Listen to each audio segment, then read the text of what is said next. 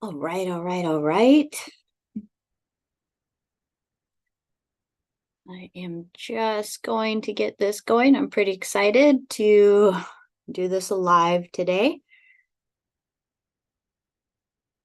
We'll see how it goes, right? Anytime we try something new, it definitely has a new vibration to getting used to it. So that's what this is going to be for me today. And I'm definitely going to see if I can pull this up over here.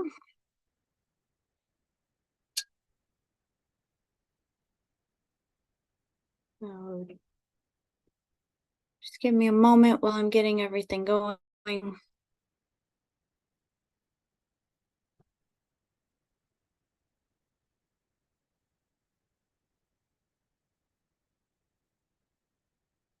So just as we're getting going here, let me actually try on this other computer. Trying to pull it up on another. Oh, here we go. I think I'll be able to do it over here.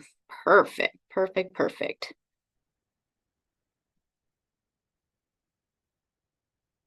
There we go. So now I can keep an eye on the chat.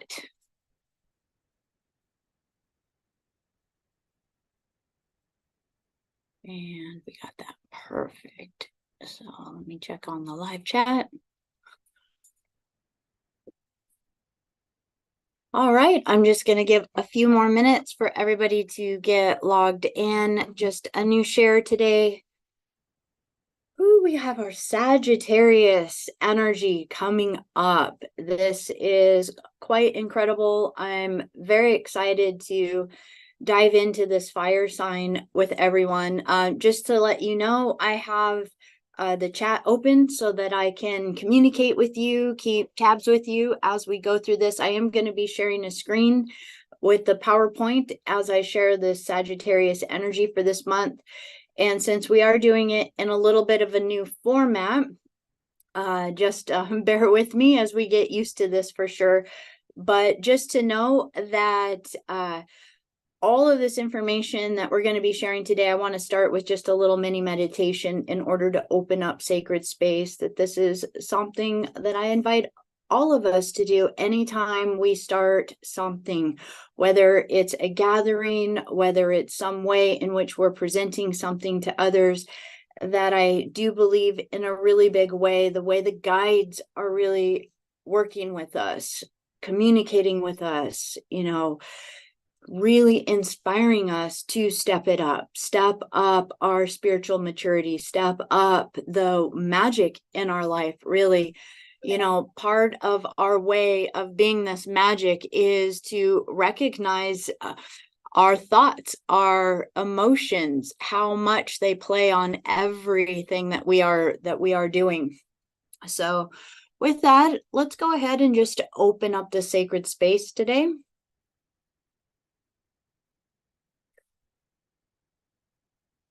So one of the things that I would invite for everyone would be just to take a few nice deep breaths in.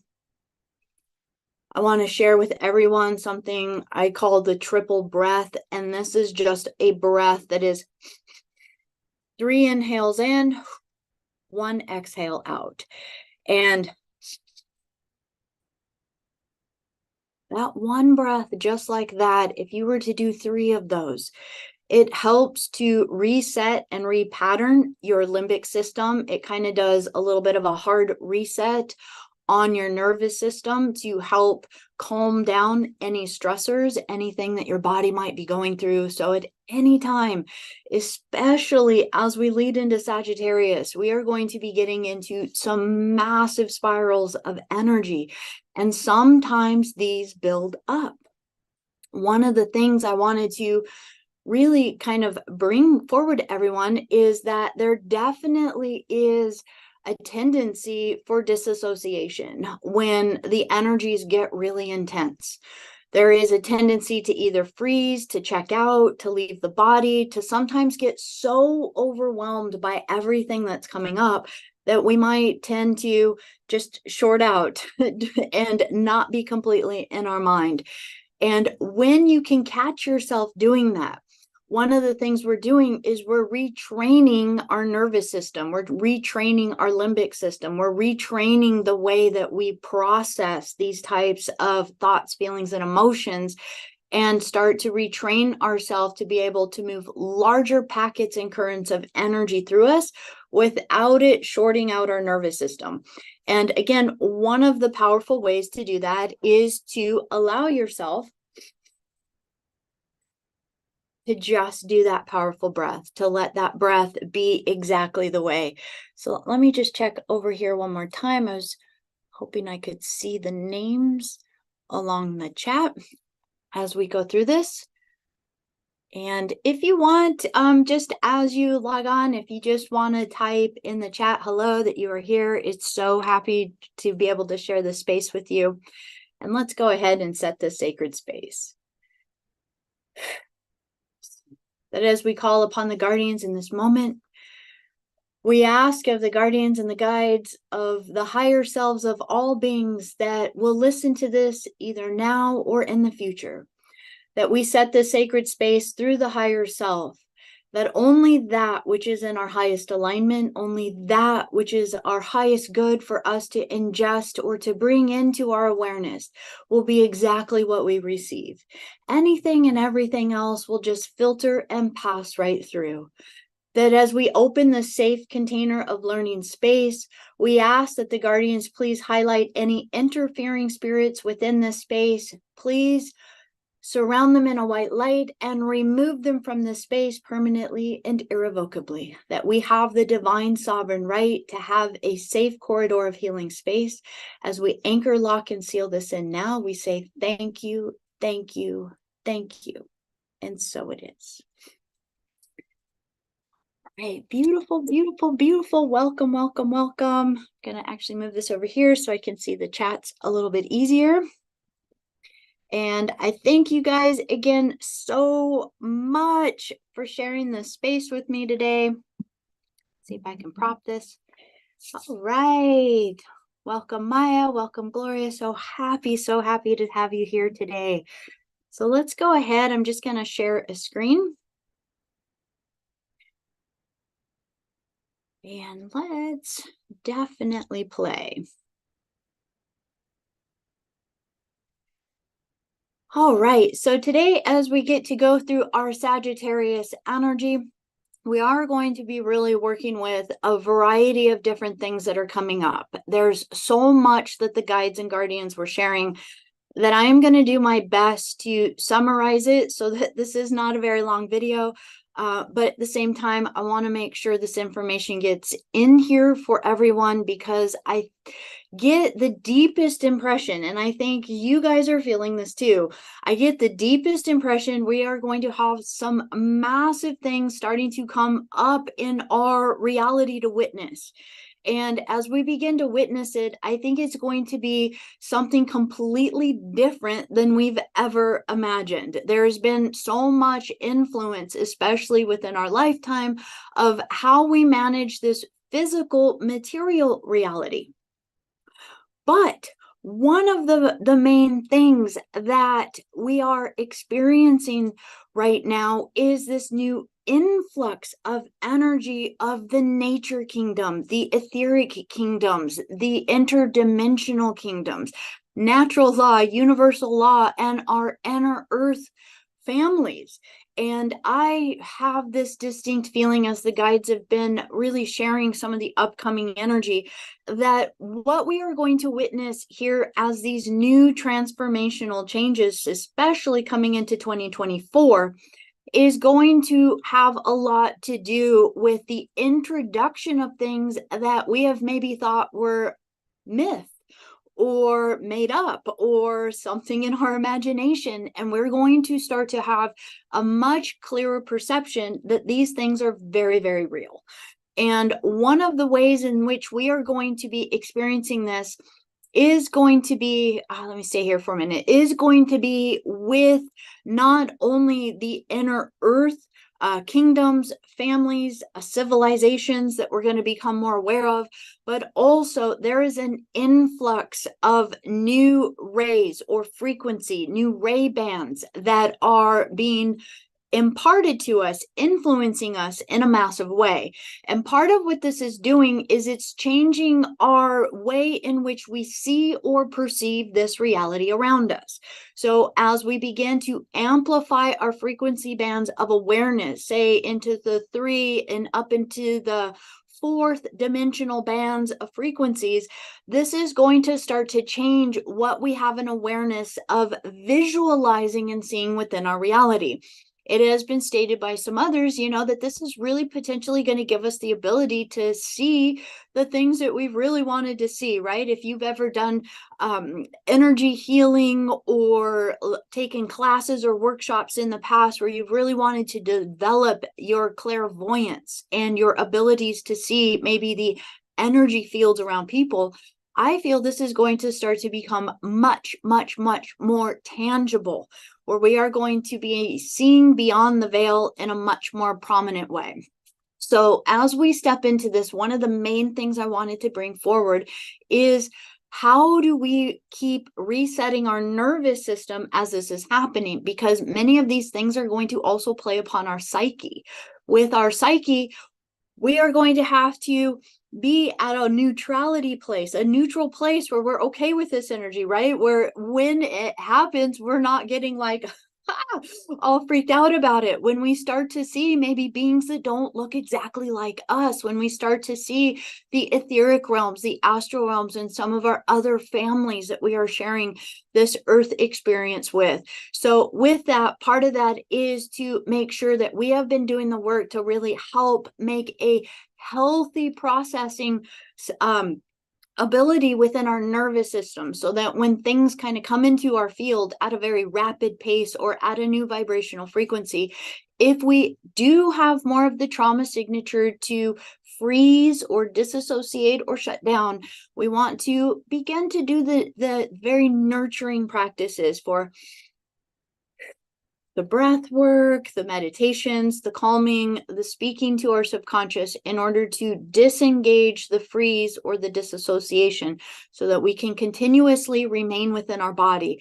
This is going to be very important, because when we are in our body, we have a much clearer ability to be in a state of discernment. So this is going to be one of the keys that I want to really amplify within this. So as we get started with this, just a really quick thing for everybody, I just want to invite you guys, if you do go to my website withbecca.com, right on the front page, there's a newsletter there. I have restructured the soul circle in such a way, the guides were saying it was time to open it up for the star family, for all of us to connect. And one of the very unique ways that I have for staying in touch with each and every one of you is the newsletter. What the newsletter is basically a way for me to share things with you that I'm not really going to be sharing anywhere else. It'll be a unique and a special place that I can share different information, tips, tools, and little things like that I'm not going to be posting on YouTube. I'm not going to be posting on other places. It's just private, just for those who choose to be a part of that newsletter. So that is something I wanted to share with you and invite you into if you choose. And then also just to announce, there is a new link on the website, so you can easily find access to the online courses that I have to offer. If there are things that I share with you that you find interesting, by all means, I would be so happy to share more of that information with you through these courses. So let's dive right into this.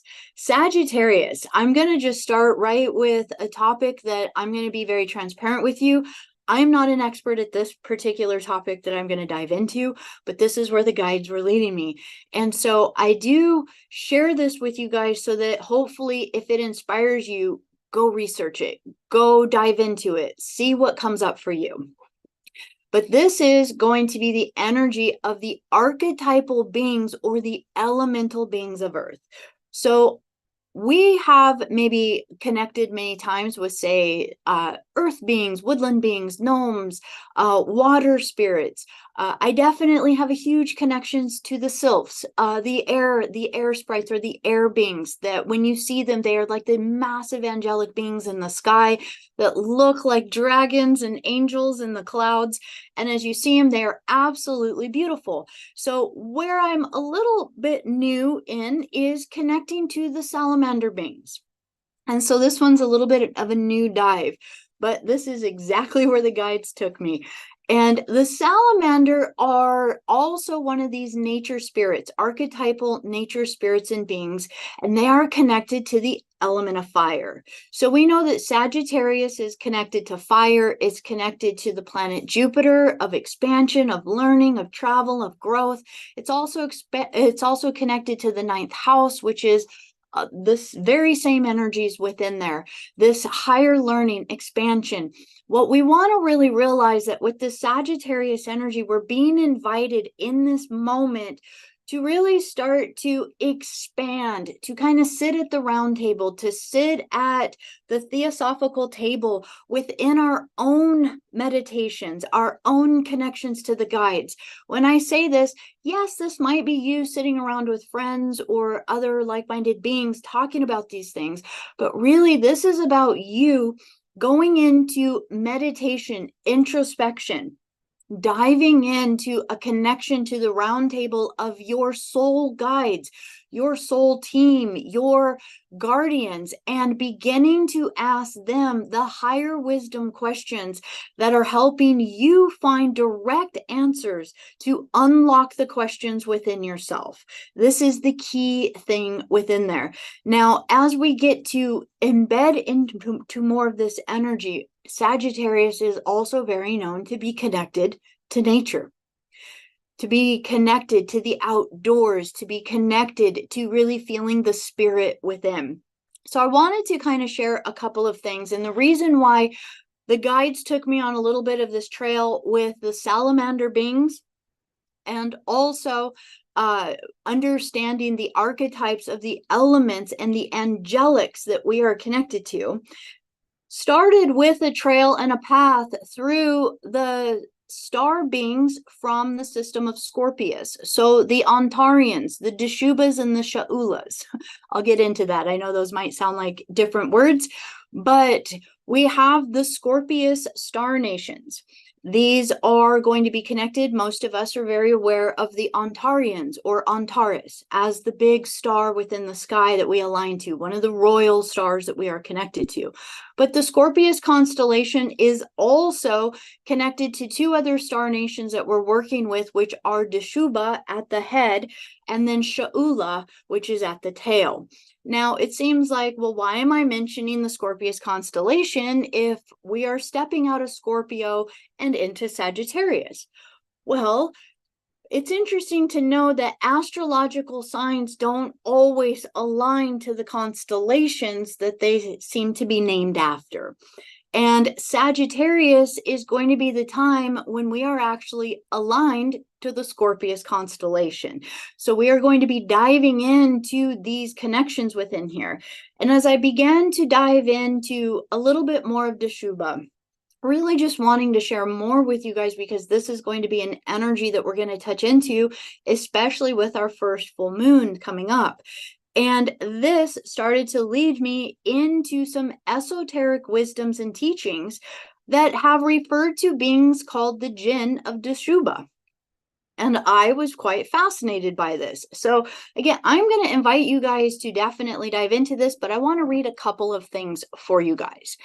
So within this, the first thing I want to read to you is from a book called The Eternal Ethers, which is a theory of everything, from Douglas Gabriel. And this is coming on page 175.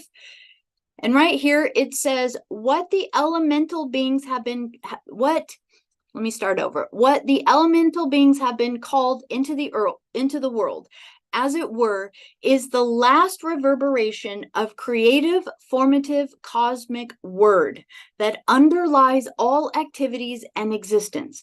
Spiritual beings are everywhere in nature. So he's premising to the fact that when we look at, say, the causal planes and we get out beyond the ethers, that we are really dealing with the archetypes, the archangels. We're dealing with these etheric and light realms, and that our body, this reality, still has those beings existing within us.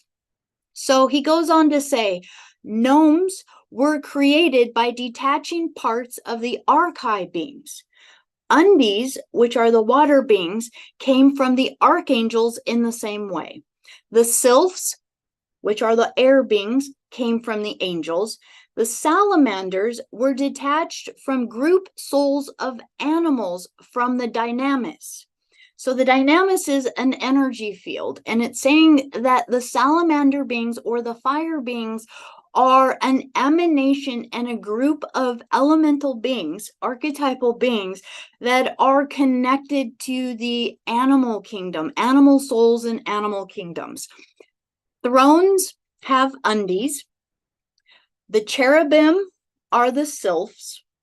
The seraphim, which are the winged ones or the fire beings with the plasma wings, are the salamanders. And when we look at this, he says the sum of the four groups of elemental beings is the etheric body of the earth. The sun is active in all the earthly elements, and after it has penetrated and inoculated all of them, it works upon the human being through them by way of its servants, which we call elemental beings. So if you feel interested in knowing a little bit more about the ethers or these elemental beings, I did do a video on that, because what it's saying is that these beings, these archetypes, these angels, if you will, are a consciousness that have donated aspects of themselves in order for us to have a body, in order for us to have an ability to be in a physical vehicle in this reality, in the material world.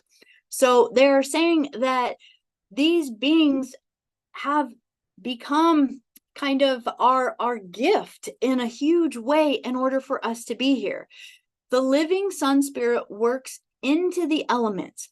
Matter is built up in the way the Christ has gradually arranged it. One will find the Christ right down to the laws of chemistry and physics.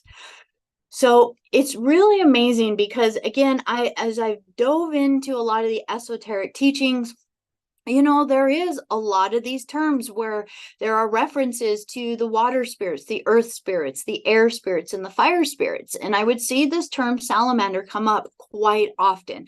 And it was very interesting because it would play upon my mind. I'd be like, is it actual little salamander beings walking around? Well, it's very interesting. I want to describe these beings a little bit more to you because when we get to understand them, we're going to find that we've been quite curiously connected to them a lot more closely than we might have realized. They not only show up for us as orbs of light, they are the dancing spirits in the flames.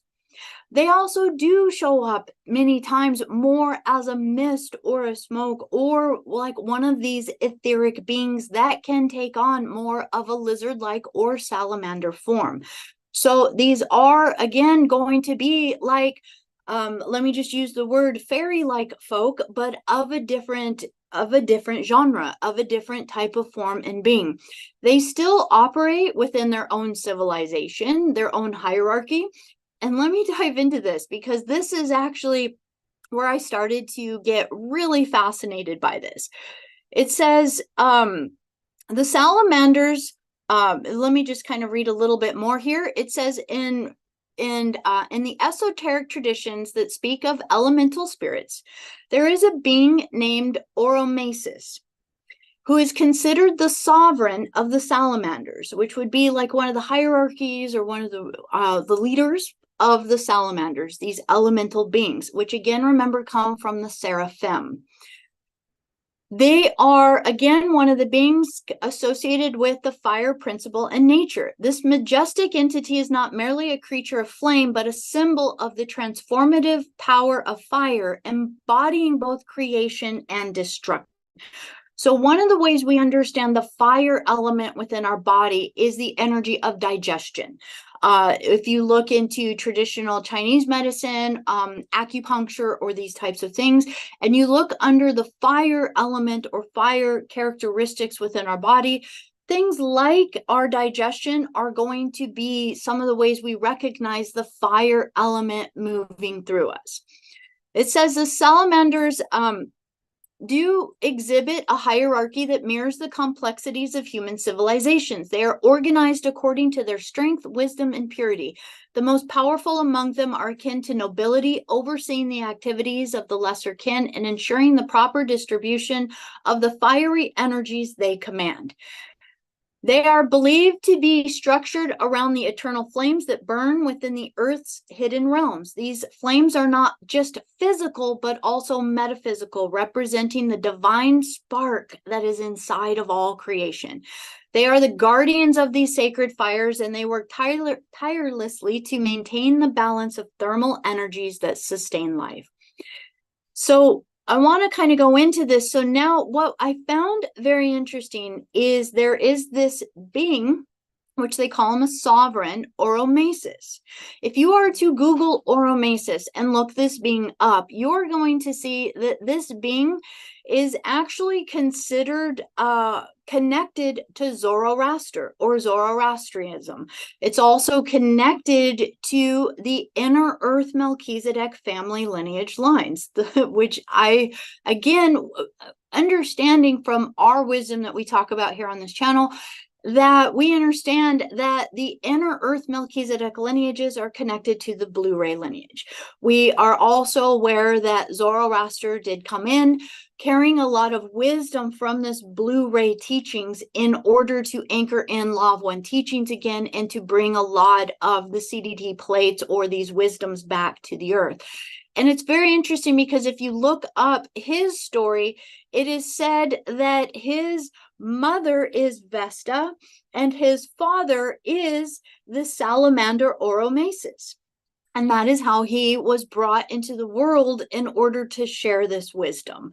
So I definitely looked that up a little bit more because I did find that very fascinating. And I want to just read this one last thing for you guys. There's a website I came across. It's called occultopedia.com, and it's under the tag salamander. And it says, as the fire elemental, the salamander's domain are the forest fires, lightning, especially St. Elmo's fire, light, and fiery orbs. So this stood out to me. I don't know about you guys, but I know, like, say when we're out stargazing or we're out in nature or you're out and you're softening your eyes into the awareness, into the etheric realms, there's all the dancing orbs that are everywhere. And so this immediately made me think of these salamander beings. Now, when they go on to give a quote by Manly P. Hall in The Secret Teachings of All the Ages and his description of the salamanders, medieval investigators of the nature spirits were of the opinion that the most common form of salamander was lizard-like in shape, a foot or more in length, and visible as a glowing urodela, a type of salamander, twisting and crawling in the midst of the fire. Another group was described as huge flaming giants in flowing robes, protected with sheets of fiery armor. Certain medieval authorities, among them Abbe de Villars, held that Zoroastria or Zoroaster was the son of Vesta, believed to have been the wife of Noah, and the great salamander Oromasis. Hence, from that time onward, underlining fires have been maintained upon the Persian altars in honor of Zarathustra's flaming father.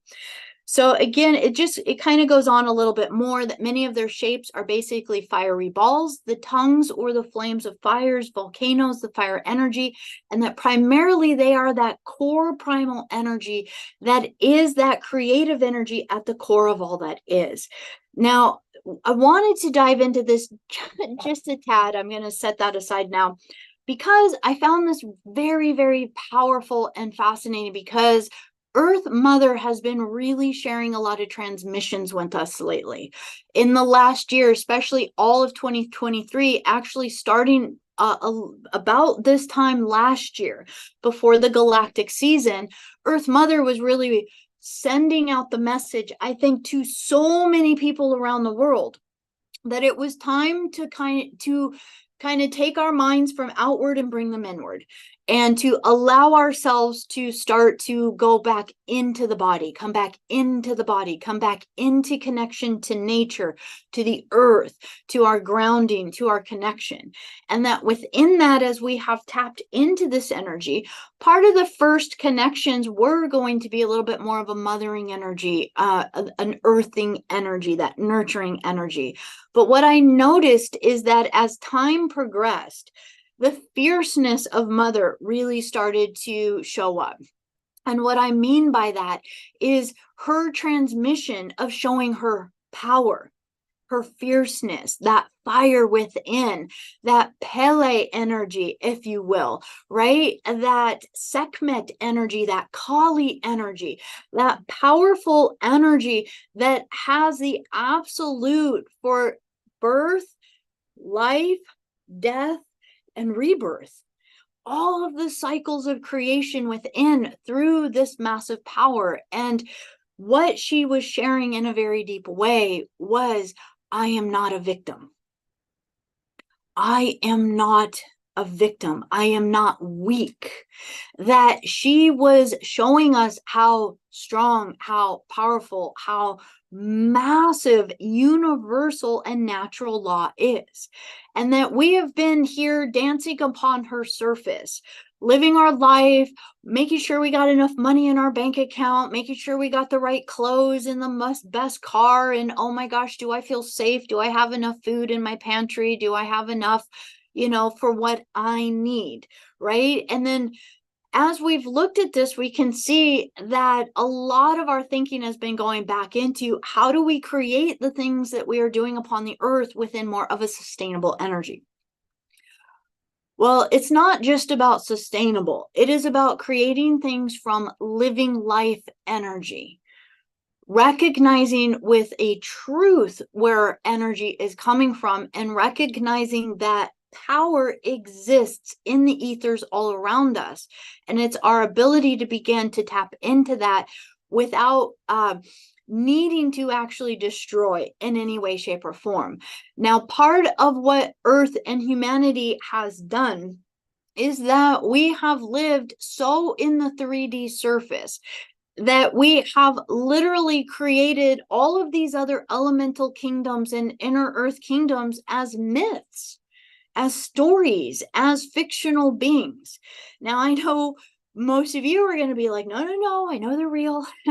But what I feel at the core of my heart is coming through is that all of our families are going to start coming forward, and life moving forward isn't just going to be based on what we thought our life checklist was supposed to be, what you might have gotten handed when you were born, of go to work, go to school, go to college, get married, have kids, get a house, go to work, retire, go on vacation. All of this map of this physical reality. And what is really coming back is our awareness of how to interact with all of our earth families and how to bring the sacredness back into this union. One of the things I think most of you would recognize is that when we think of the elemental beings, be it many of these water beings, the nymphs, the sylphs, the salamanders, the gnomes, the jinn, all of these different beings, there is a lot of times a mythology out there of that they're dangerous, that they don't have the greatest opinion of humanity. See the world from their point of view. And how would you see humanity? This is exactly the same thing we've talked about with our divine family of the Nagas. and our divine serpentine family of the Nagas, who were our guides, our mothers, and our teachers, who became so hunted by their own children that they had to go into hiding, and it wasn't even safe for them to be in this dimension or on the surface realm anymore. What is coming back is we're going to have to learn how to share. And I think Sagittarius is really the perfect heralding for this energy, because Sagittarius has that vibration to it. So let's dive in a little bit more. I will say I did add the image of Artemis on here, who is also known as Diana within Rome, or within the Roman culture. So I'm going to tie this in a tiny little bit here, because this is going to also add to the story. So what is Sagittarius? As we start to work with this Sagittarian energy, you're going to see that of the many signs out there, Sagittarius has one of the most heavily aligned time cycle with galactic alignments. We are currently in the gate 14. It is where Scorpio is handing off a gate to Sagittarius with the energy of Alpha Centauri. So if you want to dive into Alpha Centauri, I invite you to go back into the Scorpio video. I did go into that.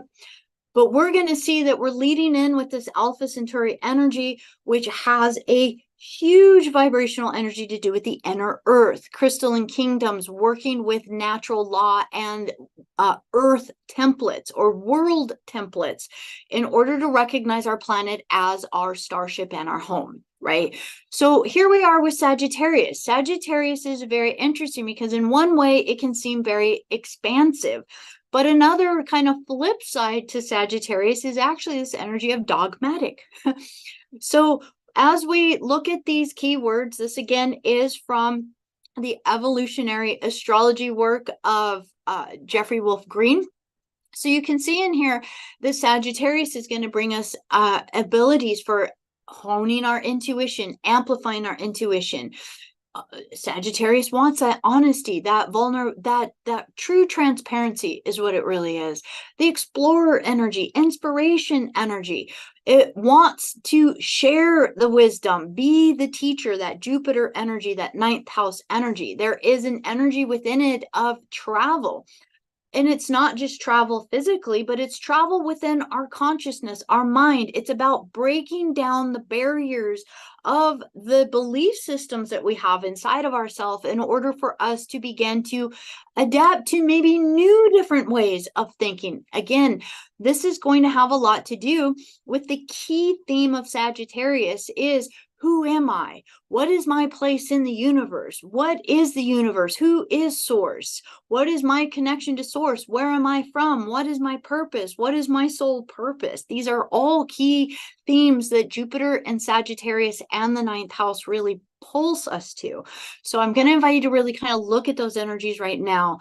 Just very quickly, seeing that the primary energies and course of Sagittarius is impulsing through our sacral center, which is like our second chakra, or ta-da, the cauldron, the fire, the absolute fire that pulses us to do the physical actions, to have the energy to manifest and create within this reality. The sacral center in human design has to do with work and sex, because these are the two actions that help to perpetuate the human evolution and the human species. And you can see that those are going to be the two things that also inspire all different species as they begin to work in being part of this manifest reality. As it moves from here, we're going to see that it's then going to move into the heart center in the gate 26, and then from the gate 26 it moves to the ajna, or the mind, as it's beginning to move in a connection to the galactic center. It moves into the ajna, the mind, these new ideas and inspirations, and then it finishes out the energy with the gate 10, which is behavior of self, which is going to be aligned to our winter solstice. So let's go ahead and dive into a little bit more of the star connections that we have. I do have this on here so that you can reference the exact days that we have connections to these star nations. So I do have on here the constellation of Scorpius. Again, the reason why is you can see here in the sign of Sagittarius, what are we in alignment to? We are fully in the Scorpius constellation. So Scorpius, Hercules, and Ophiuchus are the main energies in there. And let's just kind of dive into some of this. So as we look at this, I was definitely looking at Dashuba. This is going to be very close to our full moon. And Dashuba is the head of the Scorpion.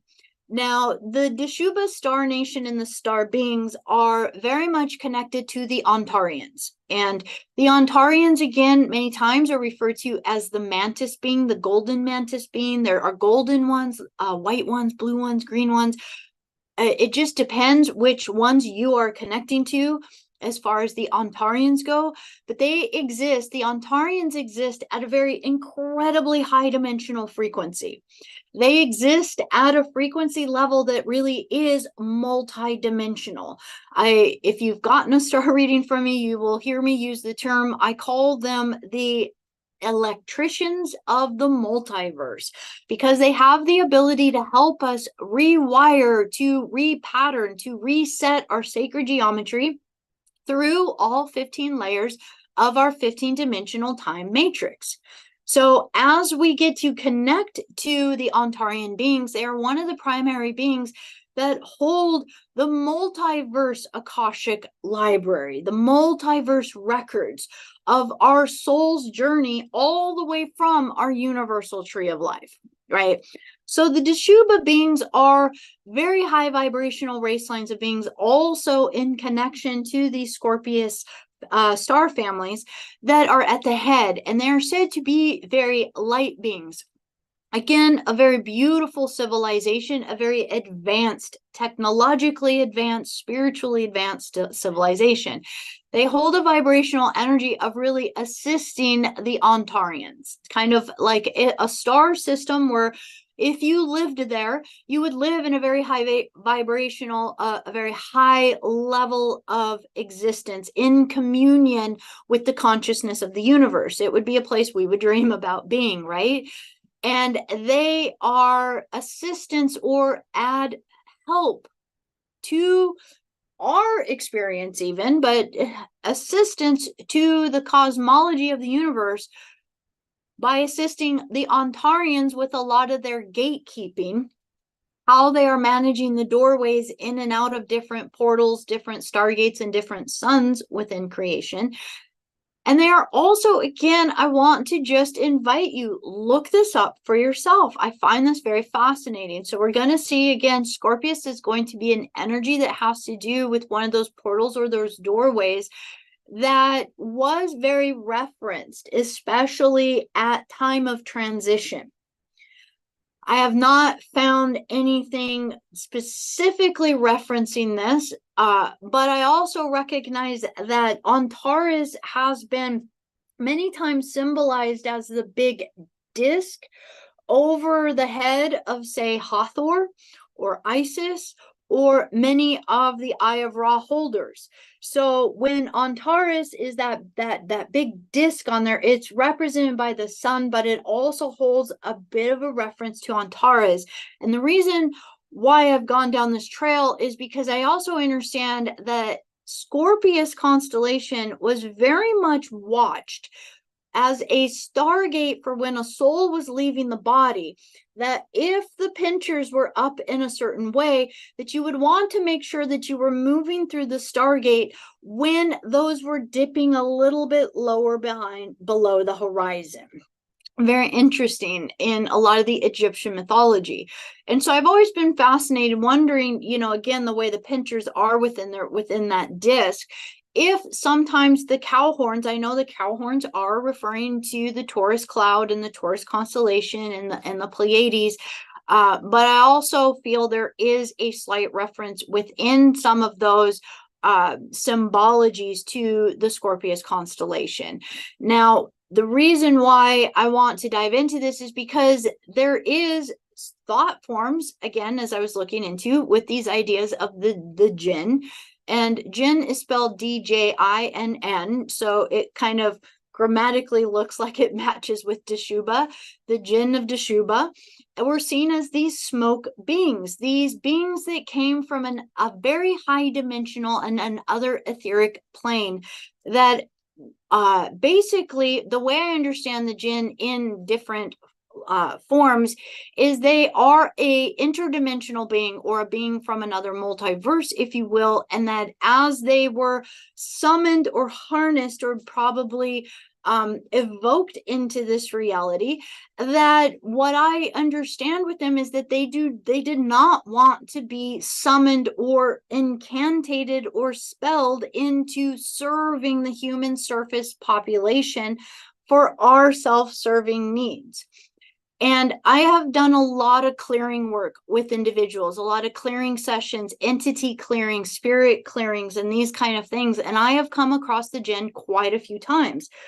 And interestingly enough, they don't have the highest opinions of humans.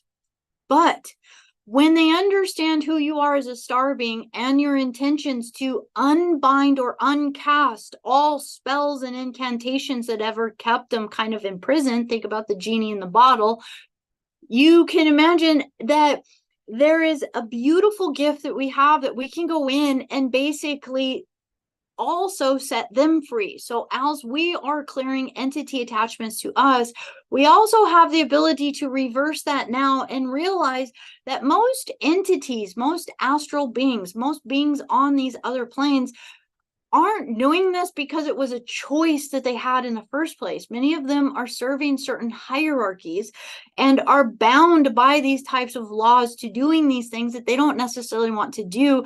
And we have a gift to offer the multiverse through our clearing processes to set individuals free on all sides of the scale, if you will.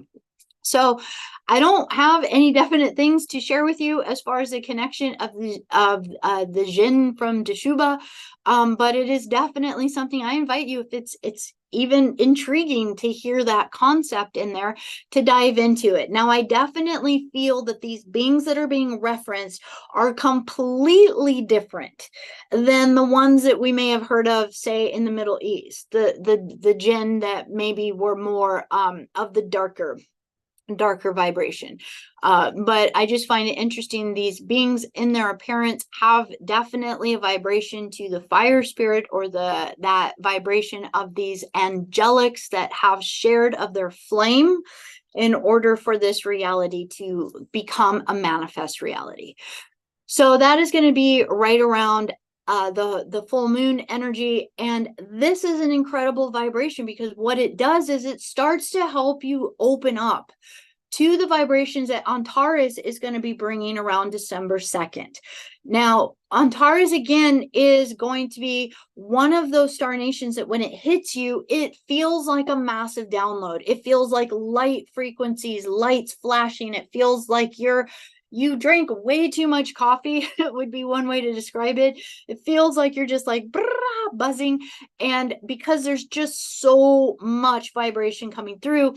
And when you know how to work with that energy, I invite you to ask lots and lots and lots of questions. The Ontarians have the ability to really help you tune back into your memories, your soul memories, your records, your Akash, your multidimensional records that you have across many constellations and star systems. And as they reconnect with you, the primary gift that they have to offer each and every one of us that seeks their assistance is to restructure our light body and all the layers of our light body so that it can become attuned again to our original God seed sacred geometry. Now, the Teshubah star nation is really a race line of beings. There are a lot of Teshubah star seeds on the planet right now, and this is going to create an energy of really wanting to be in service, spiritualized purpose, having a mission, really being kind of in alignment with the things that truly matter on the deepest level, and not as concerned with the surface level things. That is the energy that Scorpius gives us to work with through the Sagittarius energy. Remember, what is Sagittarius? Who am I? What is my soul's purpose? What is the meaning of the universe? Who is God? How am I connected, right? That's the questions in there. As we move into December 1st, we're going to see a connection into here.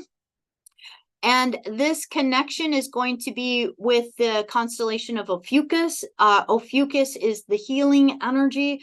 But the Ophiuchus star nation has a really powerful story to share with us. They were under the tyranny of the Orion forces for a very long time. And within these subserviations, a lot of their ability to grow spiritually, to grow through the spiritual mechanics of their body was thwarted. It was slowed down and shut down. And what the Ophiuchians really allowed themselves to do was begin to start to move back into the ancient wisdom teachings that were being brought back to them. And these ancient wisdom teachings allowed them to really start to dive into what are their own internal mechanics. Now, the Ophiuchians, as they work with us now, work alongside a lot of the Syrian ships, the Andromedan ships. They work with a lot of the different councils now, but on a very scientific level. And part of the scientific level that they are assisting with is appropriate timelines to work with. What are the best ways in which our star families can connect to us through vibrations of light or ray bands of frequencies, right? So when, say, enough of like new ultra bands of light or frequency start to emit to us, we start to reverberate and activate up. And this is about being able to witness, when are we ready to hear new things? When are we ready for something new? When are we ready to be spiritually adult enough to handle some of the bigger things that are going on in order for us to start to step up as a galactic nation? So then as we move into that, of course, the next day Antares, as we get to see these energies, we're going to also be connecting to Sarin, which is going to be another energy that's really amazing. It's the Hercules constellation on the 10th. And this vibrational energy is about art. It is about creativity. It is about learning how to be very creative and think outside the box as a way to help others heal. I like to tell people that if you really are into maybe types of therapy, helping other people, the Sarin and the Hercules star nations are really individuals that really learned how to master color, architecture, taste, sound, art, movement, theater. Everything is a living art for them because they say that God or source is in everything. And so therefore, everything we interact with is like interacting with source. So it doesn't matter if you're interacting with something physical or that physical thing is something that is allowing you to see source through it. You are having an exchange of recognizing that everything is source. So shouldn't everything that we manifest in this reality give honor to that thought? That is the Sarin or the Hercules thought. Sabik is another Ophiuchus family, very similar to Han. And then Shaula is very different. It is the tail of the scorpion. And Shaula is very interesting. When I work with Shaula star seeds, these star seeds have a little bit of more of a tumultuous path sometimes, a little bit darker, a little bit holding things in a little bit more, sometimes going through a little bit more troublesome childhoods within that, or feeling that vibration of not feeling heard or seen or recognized in a lot of ways. The Shaula star seeds have really come in to help see the places where we have repressed energy in our psyche. And that you can think of the scorpion, the tail of the scorpion would be the place where we would want to fire and to maybe lash out from time to time, right? But it's saying within this vibration that when we learn how to master that poison tongue that we might have, right? Just lashing out, saying something, that phrase, hurt people, that sometimes when we're hurt, that we act inappropriately in particular ways to others because it is lashing out.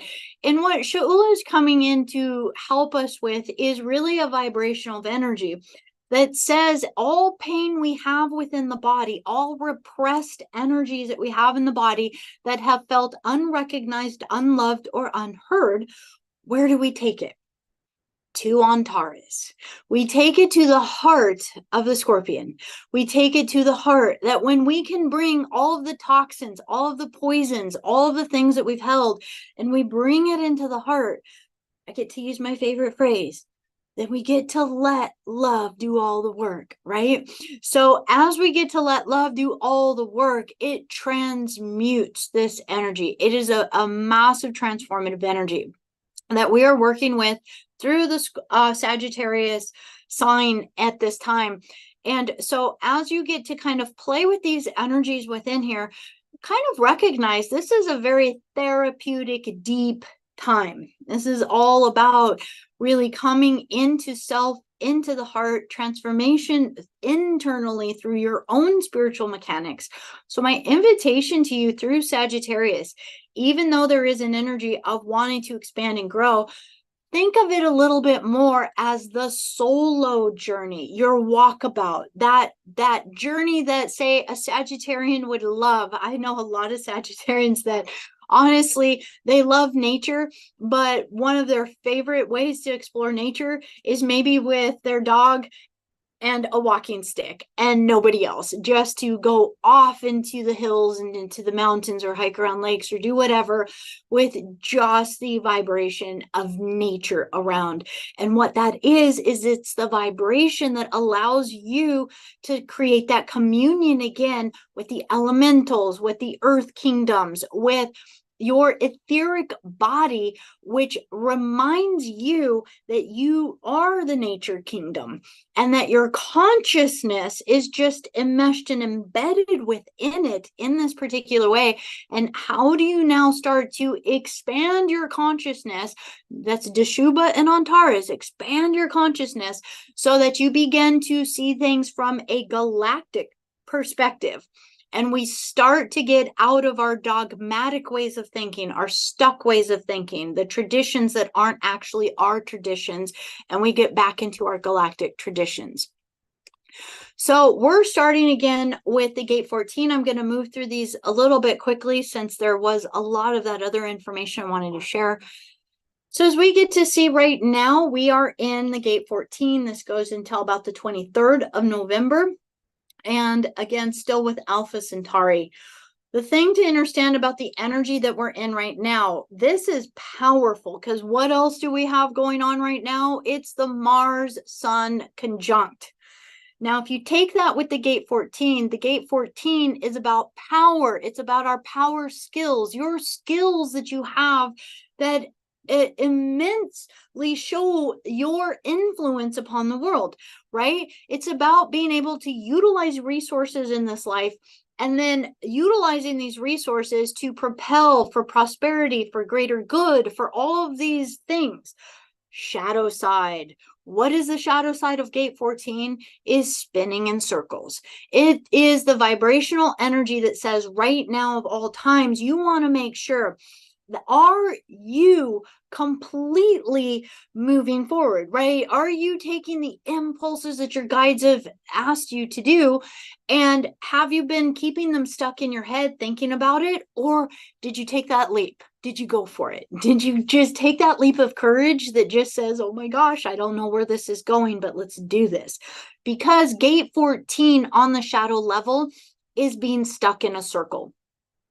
And if Mars conjunct Sun is sitting in a particular place in your astrological wheel on your own chart that is really influencing other planets on your birth natal chart, you might be experiencing a lot of impulse right now of feeling stuck by things in your life.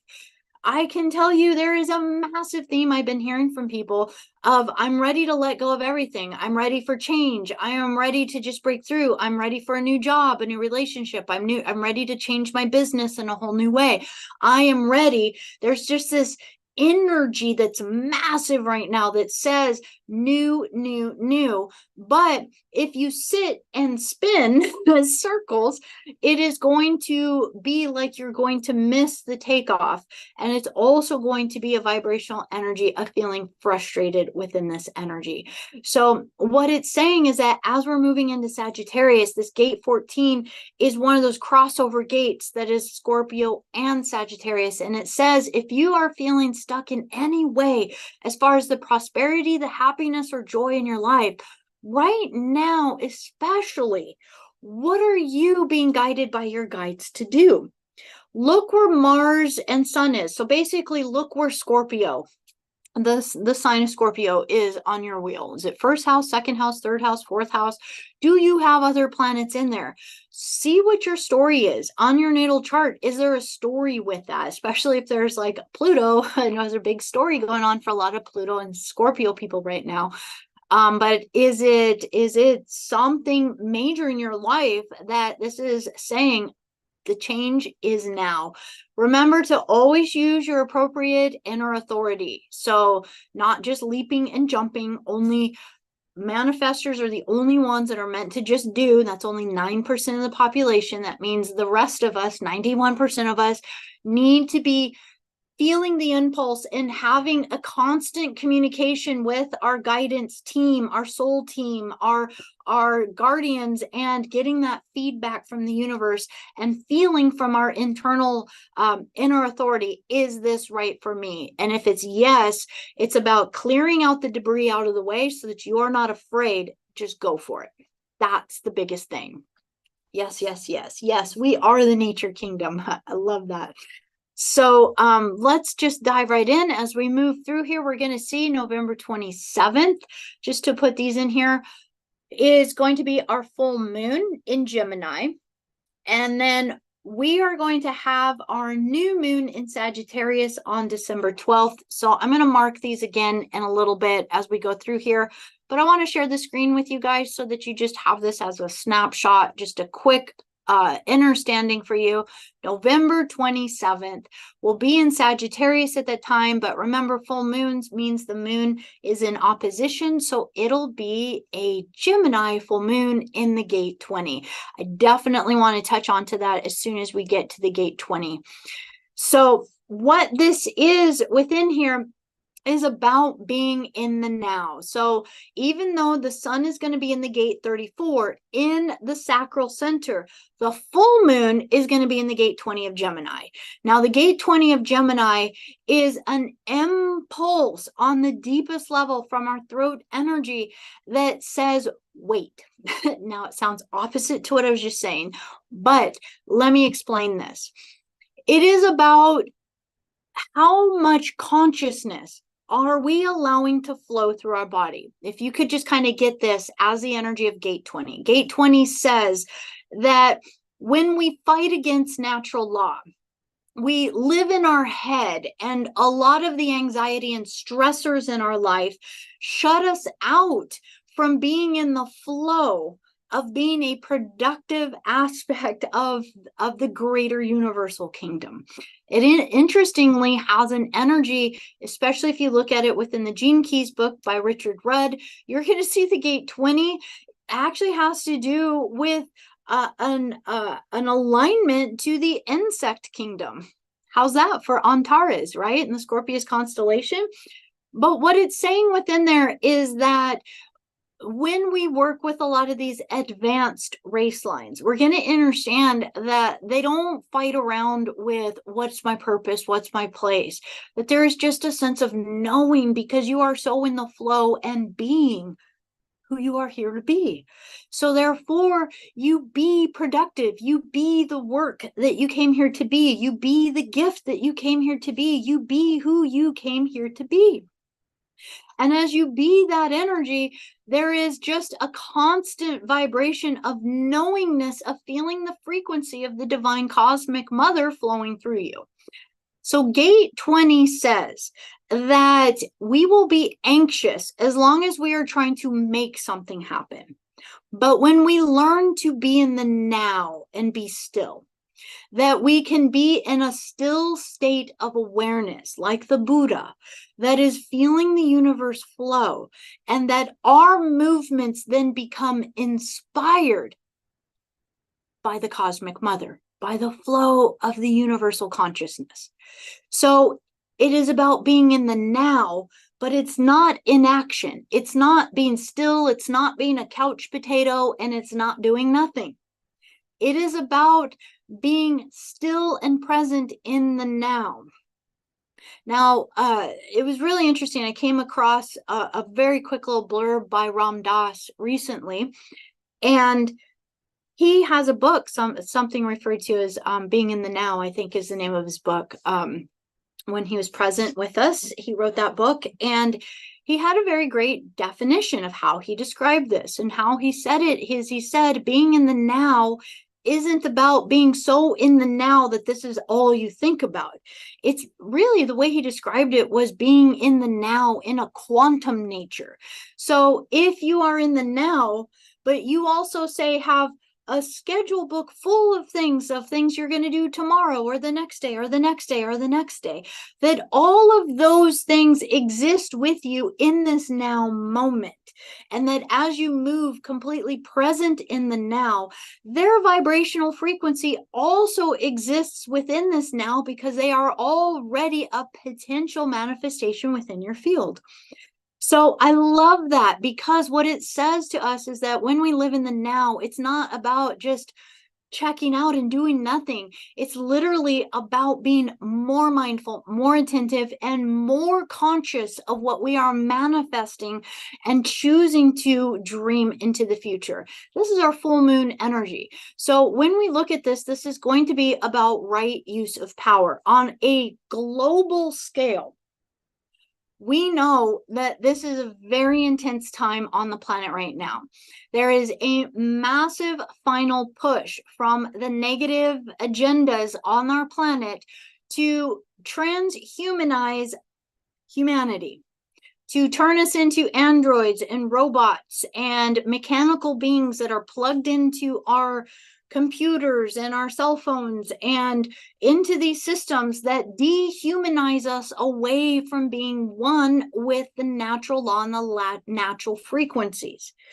Remember, we are part of the ethers. The angels exist within us. The ethers are all around us.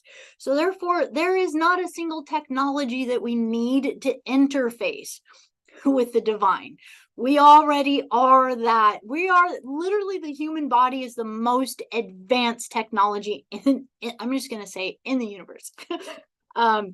Just to put it out there, that we already exist in the most advanced technology that this planet knows. So when we begin to honor that, it is about what is correct power, right? And many of us already recognize that as we see the different battles for power upon the planet, part of what we are doing is recognizing that many of the systems that have been in place do not work because they were built inappropriately in the first place. How are they going to be restructured? Well, this is where I do feel we're going to get a lot of inspiration from our off-planetary families, from our inner Earth families, and from many of the nature kingdoms as we start to restructure. How do we remap how we exist upon this planet? And part of this influx, what the guides have been really kind of showing, is that through this year, we're going to see this energy escalating a little bit, especially with Pluto and Capricorn again. We're going to see this. Pluto's going to dip into Aquarius coming into January, but then it's going to dip back out. It's dipping back out. Let me grab the right date for you guys on that. It dips back out starting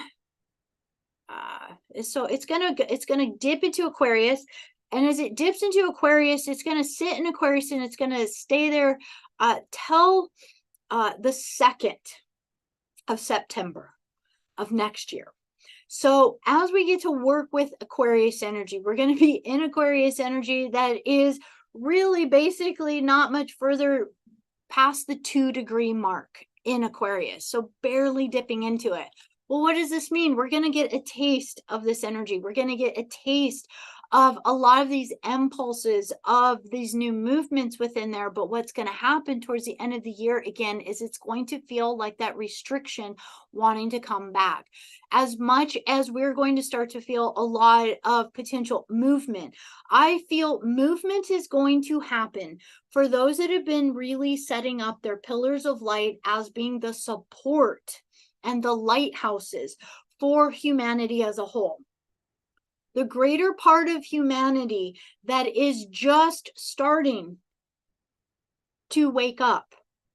We'll just say it that way. The mass population of humanity that is not aware of a lot of the things that we talk about on this platform are going to start to become aware of it and are going to need to start to go through those first stages and processes. Think about your own journey and what it's taken you to maybe get to where you are right now to be hearing some of this information.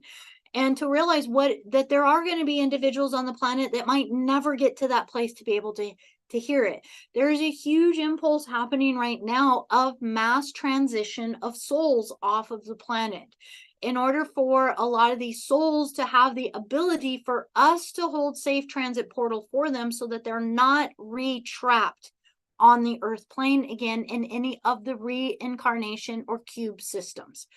So as souls are transitioning off of the planet right now, there is a very divine timing for a lot of this. And it's our gift if we can see it from that higher perspective. Now, as they move off of the planet, many others are going to start to get those impulses to start to question things, start to seek answers, start to maybe see things from a different point of view. And they are going to be looking for you. They need you. And if you really truly have been doing the work to feel the impulses that your guide has been saying to you, to get this in order, get this in place, be available to others so that others can come to your light, so that your light can begin to be that nourishment that they are seeking, you are going to flow through 2024 quite seamlessly. I feel there will be weird things that we're going to see. I think there's going to be some really out there things that we're going to get to witness. But the more that we stay in that neutral, compassionate witness, the better. And that there's going to be a flow. There is going to, I feel, be a massive restructuring of certain structures, certain governmental structures, maybe financial structures, maybe certain organizational types of things upon the planet. And our job is to, again, keep following your guidance so that your guides be in the now, so that you are moved, you are impulsed, you are created. I want to put this out there for everybody, because especially with the gate 34, it does have to do a lot with our power. How do we manifest in this reality? Well, there's a lot of individuals on the planet that are very worried about financial, about provisions, taking care of self, having these kinds of resources or fears on these levels. These are natural based fears of the human species. And one of the most important things to recognize, and the guides say this, the guides say there is massive abundance on the planet right now. Massive resources on the planet right now. It might look limited in certain areas, but remember, it's an enclosed system, so it's just moving in different ways. And what they say is be creative. Find your new place. If there has been some new creative ideas that you have been getting from your guides as maybe a new way to share what you do, reach out to others, or how you can guide or assist in some way, by all means, dive into that, research that, learn that more. Utilize the full moon as the way to let go of what is not serving anymore. Find the places within that are ready for the new ideas and inspirations coming on a galactic way, and take that leap of faith that within there, again, there are massive resources on the planet. And yes, we are going to see it look like it gets really restricted in certain places. Are we going to see things that are painful on the planet? Yes. But let me ask you guys a question. Since Sumerian times, when has that not happened on our planet?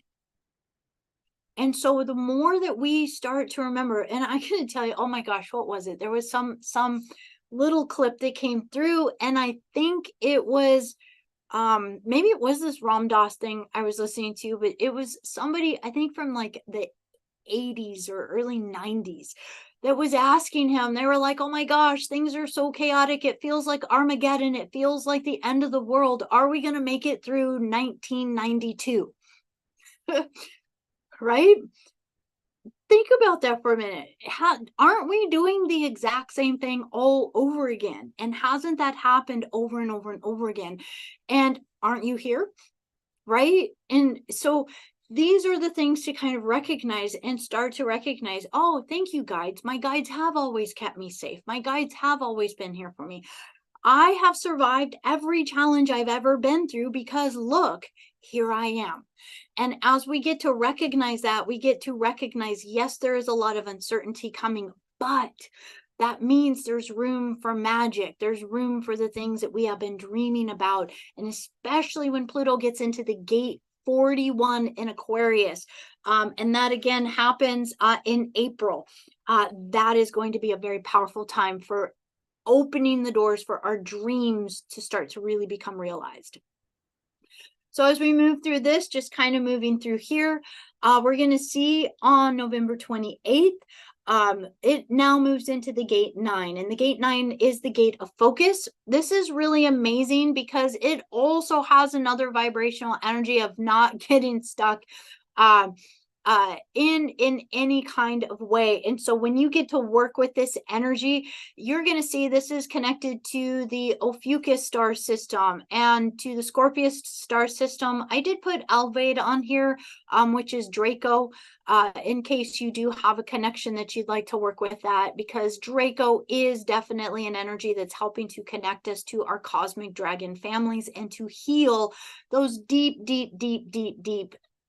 wounds from many of those cosmic families. So as we get to look at this, as we move towards the end of November, we're going to be working with the energy of focus. So remember, it's been power. So gate 14, gate 34, power, even more power. And now it's saying, let's start to focus. This is going to be moving us very closely, usually by the end or by the beginning of December. We also hit something that's called the gate of God within here, along with the great attractor on the 6th. So on December 3rd, we're going to be in the gate 5. Now it's called the gate of waiting, but I want to present it to you in a little bit of a different way. It's really the gate of rhythms and patterns and routines. So now imagine you've really worked with the gate 9, really starting to now take the energy with your guidance team is impulsing you through these connections to pay attention to. You sat with it, you really focused on it, you really worked with it. And now it's saying when we get to December 3rd is a great time to start to look. What are maybe some new habits, some new routines, some new ways for you to work with this energy? What are some ways in which you can connect to this vibrational energy and to begin to make some hard changes in your life? Maybe waking up at a different time, maybe changing your meditation time a little bit differently. Maybe this is a food or nutrition change so that you can support your physical body and the nature kingdom to flow better. I am doing that right now. I definitely got into a bit of a habit of eating a lot more sugar in the last few months than I used to. I actually was at a place where I didn't eat sugar for the longest time and felt so good. And a lot of things were coming up, especially in 2020, this last year, 2023, and little by little sugar creeped in. And so literally the guides were like, definitely this is the energy to again get back into a better habit or a better routine with. And so I was giggling that literally felt like I was going through withdrawal symptoms while I was ending the sugar. So for about the first 3 days after not eating any sugar, just kind of cold turkey cutting it out, I was like, I got a headache. Oh my gosh. But just recognizing, what are your guides asking of you? So now let's look at this, because this is going to be connected to the Great Attractor. I want to describe the Great Attractor to you so that you can differentiate it from the Galactic Center alignment that comes later in the month. The Great Attractor, I want you to think of it as the heart.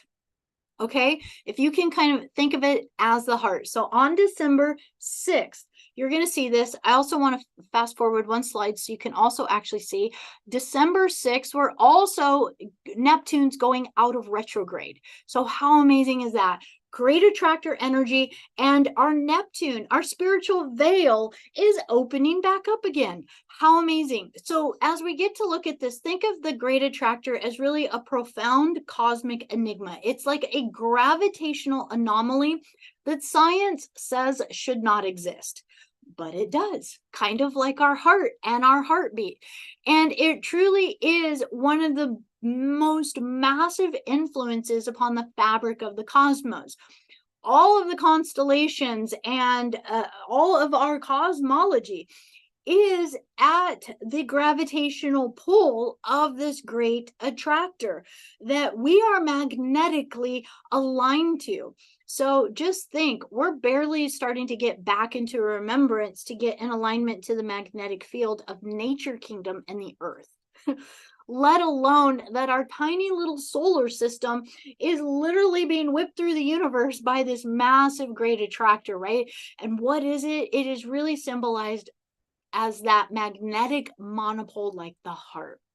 In the esoteric sense, the Great Attractor could be likened to the great central spiritual sun, the heart of the universe, around which all creation spirals in a dance of unity and separation, right? We have this dance that we are one, but we are also experiencing individuality. It is the symbol of the underlying unity of all things, a point where the material and the spiritual converge, like as above, so below. So it's not merely a physical entity, but it also is really a beacon that illuminates us. And as we are attuning to this, think about it. I like to think of it like this. It's like the heartbeat of the universe. It's like the heartbeat. And think about, say, when you're holding someone you love, heart to heart, you can actually begin to feel their heartbeat, sync to their heartbeat, and that heartbeat begins to help soothe. So like a baby on the heart of the mother, or even imagine, for those of you that love your kitties, when your kitty comes and starts to purr on top of you and you feel that purr, it's that same thing that works with our nervous system, our calming and our reconnection again, and entrainment to universal energy. So when we think about this, it's in the gate 5 of what are your new habits, your rhythms, and your patterns. Can you start to feel the heartbeat of the universe? And how can you start to align your life to that amazing heartbeat within there? So again, Neptune going out of retrograde is amazing. It's in the gate 36. It will be in the gate 36 all of 2024. And this is, again, an energy that is referred to as crisis. But what it is it says that you're meant to move. You're meant to travel. You're meant to stay in motion like a spiral in the cosmos. You're meant to move.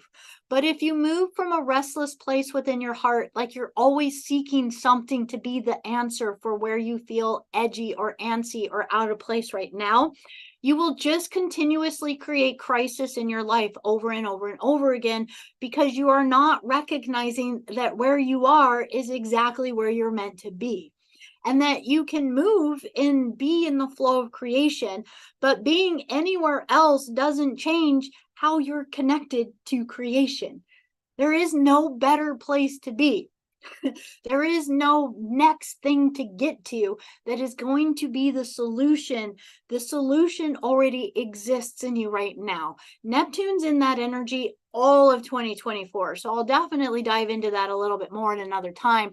But it is at the core of our spiritual path. That's what Neptune is. It's our spiritual path that's really pulling us through the veil back to our eternal self of who we are. So as we look at this, then we move into the gate 26, which has to do now with starting to really work with the material reality. And I like this this energy. It's called the sacred tricksters.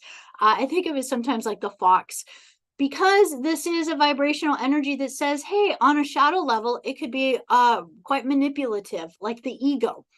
But if we learn how to manage this energy, what it says is that we can actually put our intentions, a healthy third chakra, a healthy solar plexus, if you think, even it's in the heart center, the will center. Think of it like this. Say, if you have confidence in who you are, you value yourself, you value your words, you value what you are here to contribute and be to the world, then you have confidence to speak your mind. You're not hiding your words, you're not dulling them down, you're not making them small. You're unabashedly being you from the point of view of how can you be a gift to make the greater of life's experience better for all humanity, for your tribe, for your home, for your workplace, for whomever you're connected to. The gate 26 is an energy that says, how can I help create the best life experience on every level, be it material, spiritual, emotional, everything for those around me, so that life isn't just about surviving, but it's about thriving and having a massive experience. This is the new moon. So as you get to understand this, it's going to be in conjunction in the Sagittarius energy in this. So the very beautiful way that you might want to work with this new moon energy on December 12th is to allow yourself to think, what gift? So if you have been thinking about a new work direction, a new thing, a new travel, a new way that you've been kind of being called from your heart to help others, this would be the perfect time to really start to look into working with your spiritual team, your spiritual guidance that says, hey, here we go. Let's sit at the round table. Let's now work out the material details, the step-by-step details, what we need to do to put this action plan into motion so that it can happen and be a foundation for others. So it is, again, about really being that energy of letting yourself be seen again in that way. So then we move into the Galactic Center alignment. The Galactic Center, again, is a little bit different. Now we can see it's now going to be in the Ajna with ideas. So as we continue through towards the middle of December, we're going to now be in connection to Sha'ula. Remember, is the tail of the scorpion. So we might be feeling a lot of those mental wounds. We know that starting around this time of the year, depression starts to get really, really prevalent upon the planet. This the holiday seasons, unfortunately, are a time when depression, loneliness, and even the desire to check out of this reality really escalates upon the planet. And when we understand that, we can see this from the viewpoint of Sha'ula, that this is a lot of times those deepest wounds inside that have just been so repressed or felt so unseen or unloved. And so when we sense this energy, we're going to realize Galactic is moving through the mind. But if the mind is cluttered by all of these emotions and they don't have a place to move, the poison inside can become quite toxic. So what do we want to do again? We want to move it into the heart. We want to move it into the heart through the breath work, through the meditation practices, through communion to your guides and your higher self, recognizing that what you feel on your emotional body level is really just for you to witness what is being held in the morphogenetic field of the earth on those frequencies. So just for an example, anger has a morphogenetic field around the earth. And so every time somebody's angry on the planet, it strengthens the morphogenetic field of anger around the grid of the planet. Depression, sadness, loneliness, I'm not good enough. All of these are morphogenetic fields and grids around the planet. And the more somebody feels it, say through all the population of humanity around the globe, feel it, it fortifies that morphogenetic field. And then we are in a collective, a planetary collective, and we feel it. We feel what the planetary collective is going through. So when you can catch it as this initiate that says, I know what this is. This is not me. Earth Mother, I hear you. I feel the sadness. I feel what your children are holding upon the planet. I feel what energy is still stuck in your body. And then you can be the transmutation process that begins to let it process out of you. Let love do all the work. There's nothing to do other than to witness it, to love it. Dive into practices like Tonglen, like Ho'oponopono, mindfulness practices. Sit in front of a mirror and just say, I love you. You are amazing. You are incredible. You are beautiful. You are valuable. You are loved. You are, and you just go on this rampage of letting yourself look yourself in the eyes and share that tremendous amount of love. As that love happens, you transmute it out of you. Now I'm going to ask you a huge favor. Everything you heal in you, I would invite you to quantify it as a gift for all humanity that says, if you are, say, healing a limiting belief within yourself, that as you move it out of your field, that you send an extra energy out that says that I am asking to pull this energy off of the grid of the earth for all humanity that is seeking freedom from this very feeling, for all humanity that holds the same quantum signature that I have held with this energy. I ask higher self, pull it from me now, pull it from this earth field, and in union with all higher selves of all individuals that are seeking this freedom, we are free.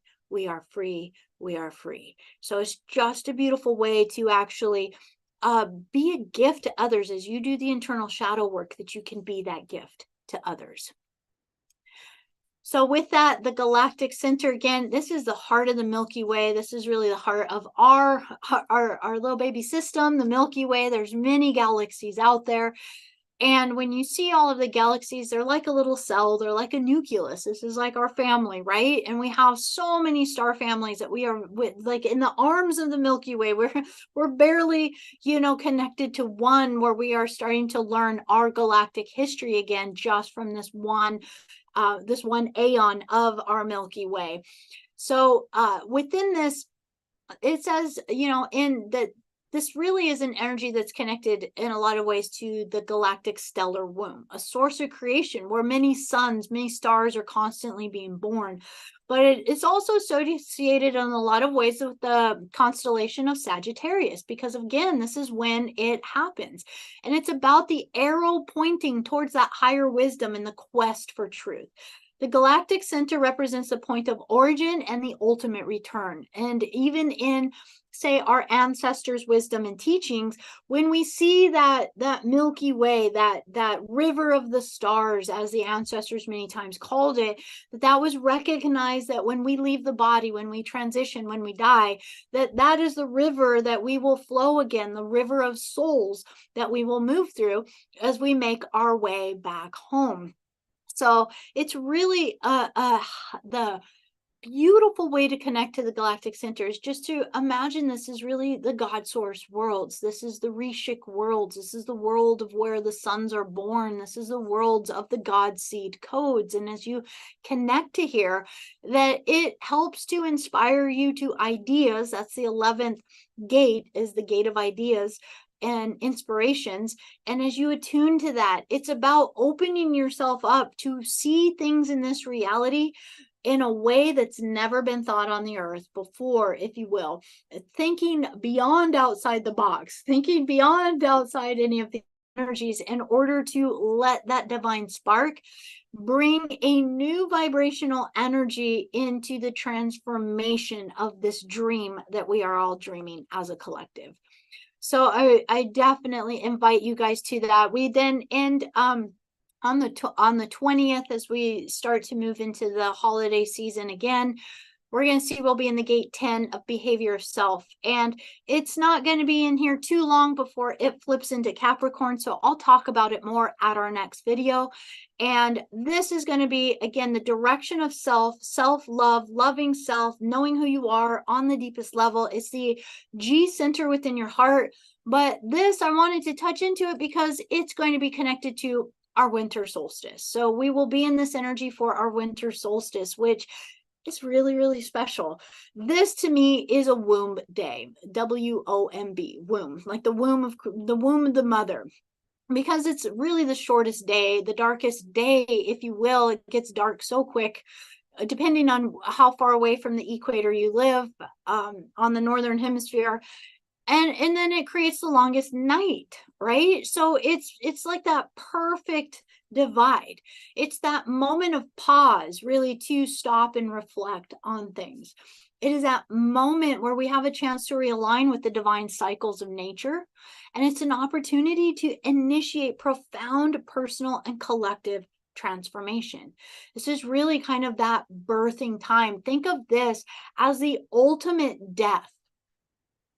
If you can imagine that Scorpio has been taking us through that, we've been through the journey of the underworld, we've been through the journeys of finding our treasures, finding our wisdom, really reinitiating our rebirth sequence, and that the winter solstice is really kind of that ultimate standstill day of kind of that death process, if you will, that allows us to recognize that from that step forward, we have the ability to step across the sacred threshold into being reborn into a new cycle.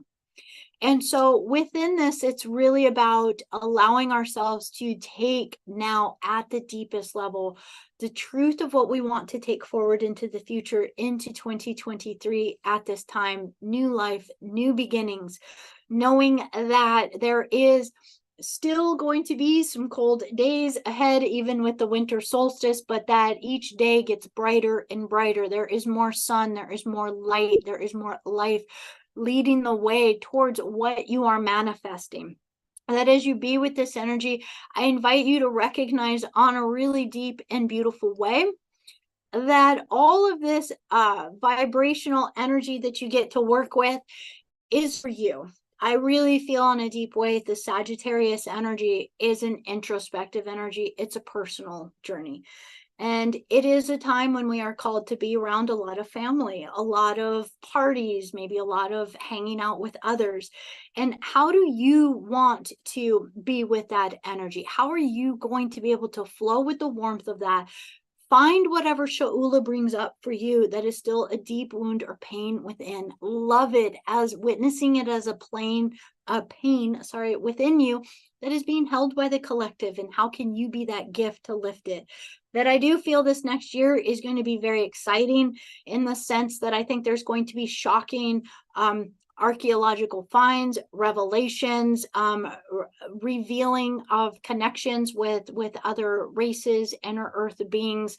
And part of this is going to come from beings like you and me, where we are sitting here with eyes wide open, starting to see beyond the veils and the dimensions at a much deeper level, in order to begin to start to see the auras, the elemental beings, the sylphs, the gnomes, the woodland beings, and the salamanders. I'm definitely looking forward to creating more of a relationship and understanding the salamanders more.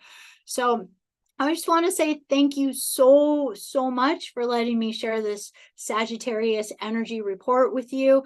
Please, I would be so honored if you would make sure to subscribe and mark the notification bell. This is the new platform that I am using to do more of these live events so that we can hang out, so I can see your amazing comments that are here. So again, I just want to say thank you to each of you that posted. Maya Ka, Gloria, thank you so much. Feminine, masculine, thank you so much for all of your love and all of your messages on here. So thank you so much, and have such an incredible rest of your day. Thank you. All right.